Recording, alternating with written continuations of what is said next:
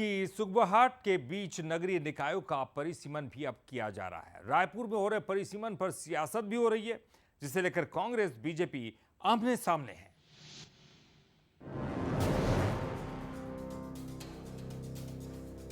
छत्तीसगढ़ में ये नजारा एक बार फिर देखने को मिलेगा। साल के अंत में निकाय चुनाव होंगे, जिसके लिए प्रशासन ने अपनी तैयारी तेज कर दी है। निकायों का परिसीमन किया जा रहा है। राजधानी रायपुर में भी सीमाएं नापने की तैयारी अंतिम दौर में है। छत्तीसगढ़ में कुल 33 जिले, 33 जिलों में 184 नगरीय निकाय। 184 नगरीय निकायों में से 169 पर नवंबर-दिसंबर में चुनाव।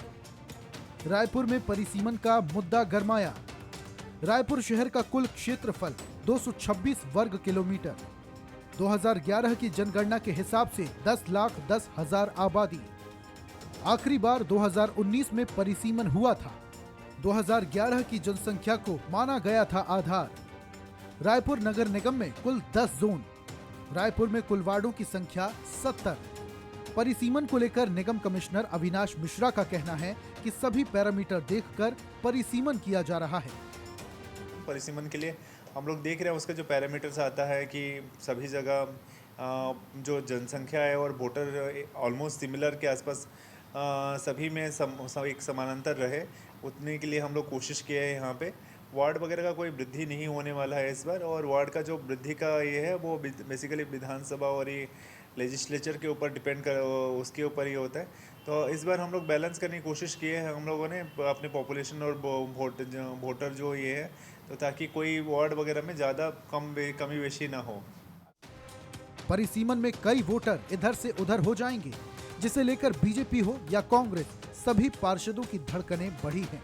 महापौर एजाज ढेबर ने परिसीमन पर कांग्रेस पार्षद और अधिकारियों की बैठक ली।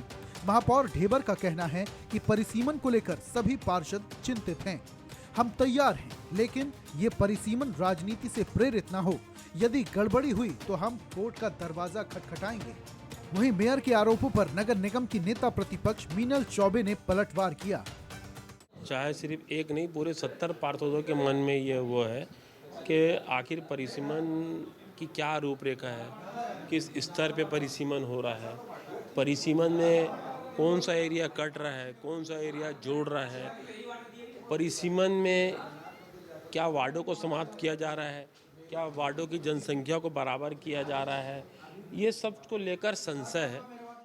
सीधे सीधी बात है, अगर ये प्रशासनिक दृष्टि से होता है, प्रशासनिक उससे होता है, हमें कोई आपत्ति नहीं है।